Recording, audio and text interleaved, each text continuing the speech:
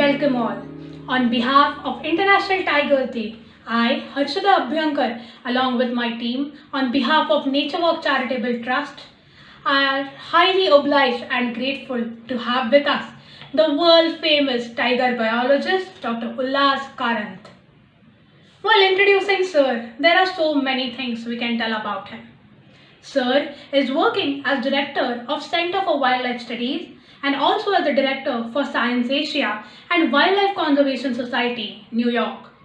He has taken his degree from University of Florida and has completed his PhD at University of Mangalore. Sir's studies on prey-predator population ecology in various tiger reserves of India is quite famous. Sir is also providing his expertise on various governing councils and governing bodies like National Tiger Conservation Authority. He has also given his expertise to various other countries having tiger population like Thailand, Myanmar, Russia and Latin America.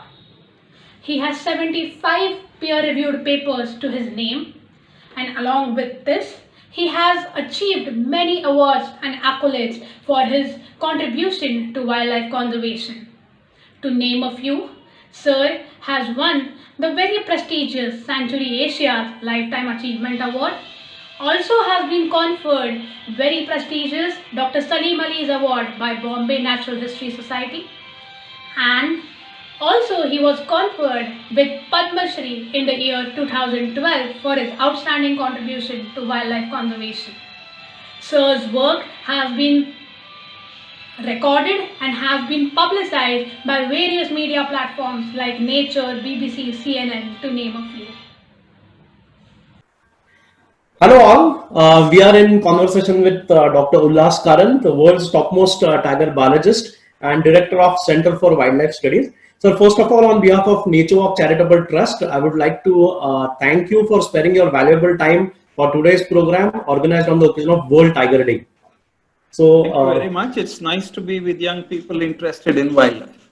Thank you so much, sir. Sir, we would first like to know about your journey into tiger conservation. Tiger conservation happened much later. My interest was in nature. I was watching wildlife around home. I was a proficient bird watcher by 1955. 8 years old. And my father was interested in nature. He was a well-known writer. He used to read me Jim Corbett books. So I had this fascination for nature, and also in Mangalore area where I grew up, there's a strong culture around the tiger, the worship of tiger spirits, there's the Dasara tiger dance, and also it's a spectacular habitat for tigers, although at that time tigers were being wiped out. So many things. The fascination with tigers was there, but to be a scientist, understanding tigers using modern tools rather than Corbett style came when I was in college in second year.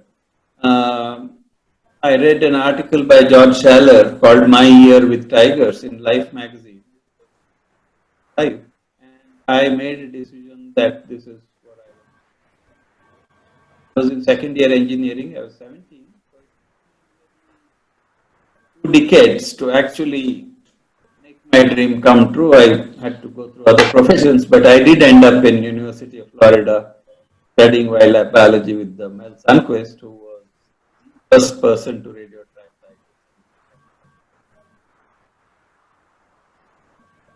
Right, sir. So given a high population density, how do you explain the growing population of tigers in India? I don't think it's got so much to do with high population density per se. It is whether you have restrictions on tiger habitats, how people use tiger habitats. I think that's the driver of tigers rather than population density per se. Because it's the impact that humans have on tigers and their habitats, that is what reflects in tiger numbers. Very, very broadly, if you look at it, lowest human population densities in India are in Jharkhand, Chhattisgarh, forests of Orissa, Arunachal, Northeast. But that's why there are practically no tigers left in most of them.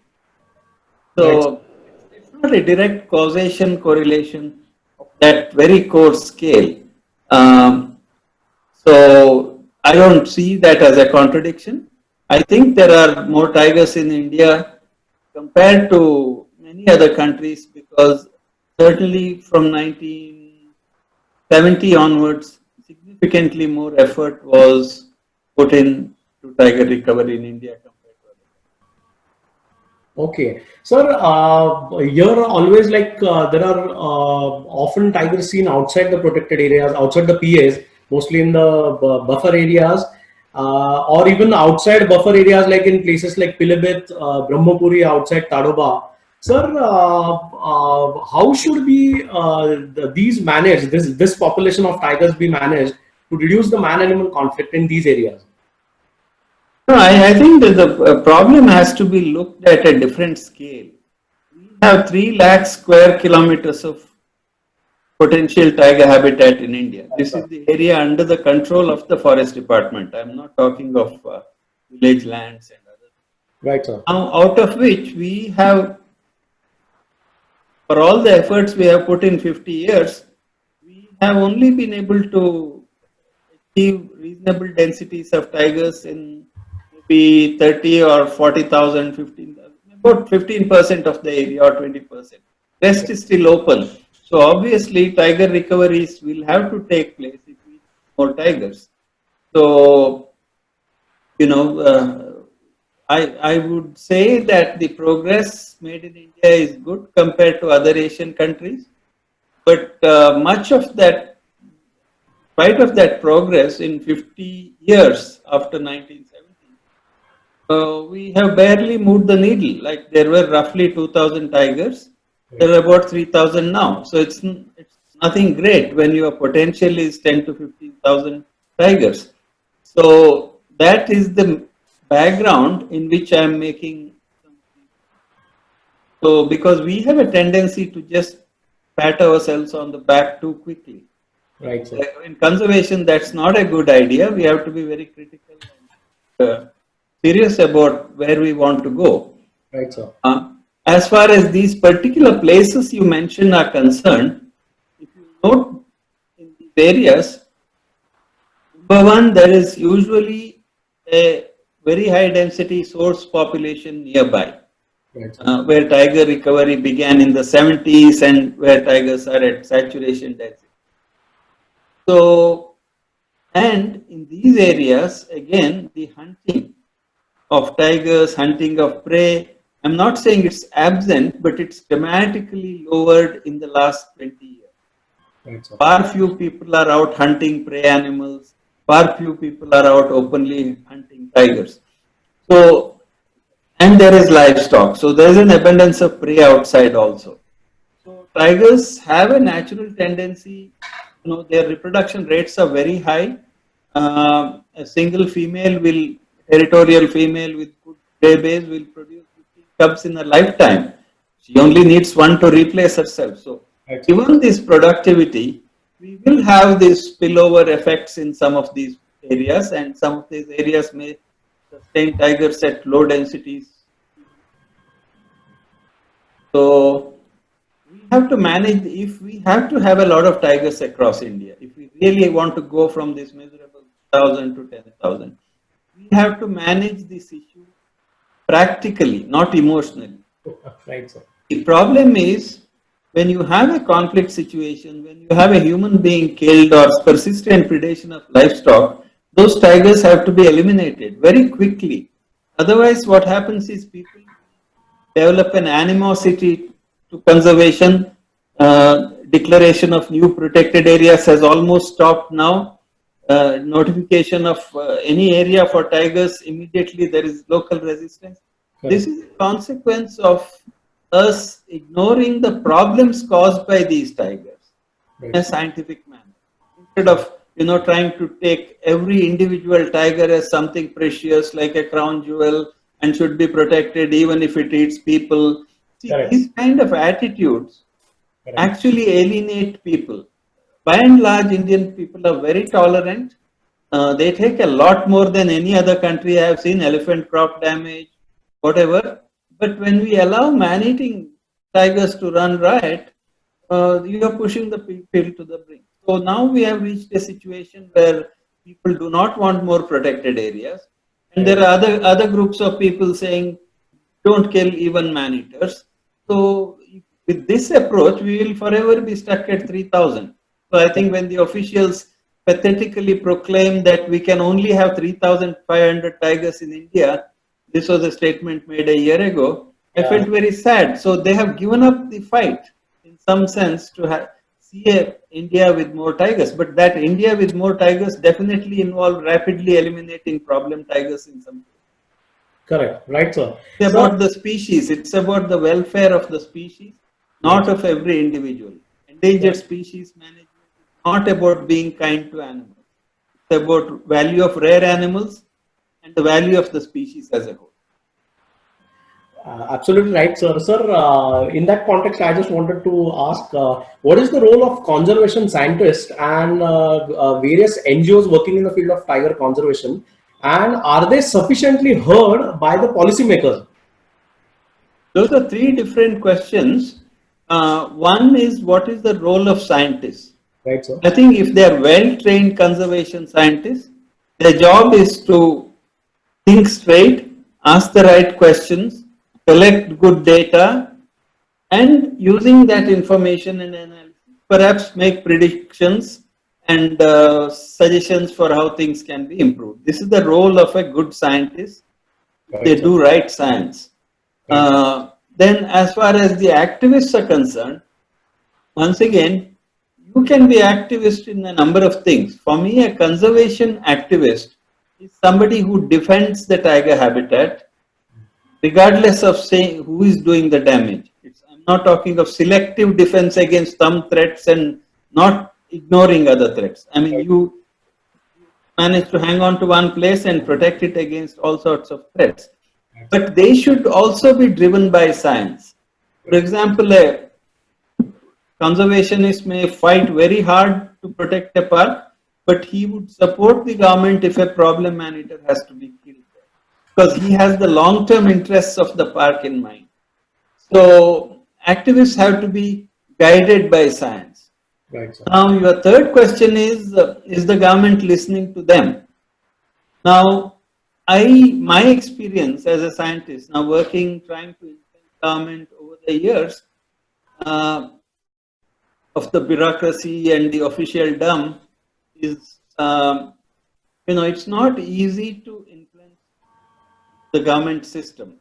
Right. Number one, because they have their own constraints, which we often don't understand. Secondly, often the things that say is a good thing to be done, it's not easy for them to understand, because we do not have a professional wildlife management service in India. Get recruited through UPSC, and those who don't get into IAS get into forest service. It's that sort of a structure rather than really like engineers in medicine, where you get trained for 6 years before you take up your profession. You don't have that. So the ideas that drive the parks are often really seat of the pants, sometimes really bad, but the moment it's pointed out by someone qualified, that advice is seen as an intrusion or a threat. So there is that problem. So there is the problem of us not understanding their problem, and their problem of not understanding at least science-based conservation. Right, sir. So in this domain, also I want to make a comment, because there's a tendency to say, oh, the forest managers, they're all bad, they're all corrupt. There is significant corruption, and it has increased, because I've seen the department. But this is not unique to the forest department. This affects every service. I think there are corrupt administrators, corrupt politicians, corrupt foresters, corrupt scientists. So I don't think that is the right problem to take up. I think the problem to take up is reason and logic to make management measures. Correct. Absolutely. And address all threats. I'm seeing a lot of petitions against big projects, which is a good thing. at least the damaging projects is a good thing. But I'm not seeing any petitions against the vast giveaway of forests under the guise of the Forest Conservation Act, Forest Reservation Act for the last decade, which is with endless, deadlines being extended, massive amounts of forests are being encroached, and this is nullification of the Forest Conservation Act. I don't see many conservation scientists who wear a big label saying we are conservationists also protesting this. So I think as real conservationists, we have to fight threats from all sides. Right, sir. Right, sir. So they are planning to translocate 50 tigers from outside Tadoba area, mainly from the Brahmapuri landscape, in order to handle the conflict. So do you think this is a good strategy, and does translocation works? No, I don't think translocation works, because see, you have to remember tigers are territorially density dependent species. Once there is sufficient prey, within 10 years or 15 years, tigers will reach a certain density that place can hold. Right, sir. You take some other tiger and dump it there, what happens is either that tiger you dump dies, or more likely some other tiger that's already resident there dies. So it's a no-win solution. It makes no biological sense. On the other hand, we have ample experience now of translocations. Other than one unique case in Panna, where all the tigers were wiped out and there was a lot of prey base, and MP government did a tremendous job of, cracking down on poaching after the tigers were poached. That is the only case where it has succeeded. Everywhere else it has failed, and it has in some cases failed miserably, causing man-eating, causing impacts to people, and it's hugely expensive. I don't think you can rebuild an area by dumping tigers. What you need to do is build the prey base, the tigers will move in there. Correct. As far as conflict is concerned, you've got to eliminate the animal if the problem is serious enough. Dumping it somewhere is not a solution, nor do we have captive space to keep all these tigers. Right, sir. Sir, one last question. Normally, whenever somebody talks about tigers, he mostly talks about the central Indian landscape or southern landscape. Sir, we would like to know the scenario of northeastern places like Assam, Arunachal, where there is a tiger population, but unfortunately, very less is spoken about that. So, would you like to throw some light on that? Yeah, definitely. See, the thing is, if tigers have recovered and become somewhat visible for tourists, etc., that's because certain pressures have been taken off the land. Right, sir. Now, what has happened in these areas that you mentioned, large tracts of contiguous forests that are in eastern India and northeast India, Assam is an exception. Assam is very different from rest of northeast, because it's in the plains. It has a certain culture of protection, forest protection. It's like rest of India. But you look at the entire other tract. First, the tradition of hunting for meat is very, very high, and wherever you have this getting protein from the forest, wildlife goes. I mean, we have 10 times bigger areas in Burma and Laos and Cambodia and South America, wherever, where the large mammals have been virtually wiped out by local hunting. So a lot of these places have that basic culture. So unless you provide alternate livelihood opportunities, unlike in these developed areas where livelihood opportunities have come, people have moved to urban areas, people have taken up other professions, the population is transitioning from rural to semi-urban and urban. There is this whole social push. Now, this has not been the case in these areas. So this dependency on animal protein and hunting is so integral, that's the primary driver. Now, the second thing that has come now is there is demand for wildlife, not just for consumption, but for markets, pangolins in China and various things. So this is another big problem, because you are again adding a new force, which is not even traditional eating. And as human numbers have increased, so this kind of dependencies, you cannot bring back wildlife. So That is the big picture. And in the northeastern hill state, there is an additional problem. However much we criticize the forest department, the fact is, whether it's the forest department or someone else, we need a law enforcement agency. We cannot throw our parks open to anybody who comes and not have somebody watching. Right. So the problem in the northeastern hill states is the authority to manage forest even doesn't vest with any state level, or the area is very small, and the control they have over it is very little because of cultural practice.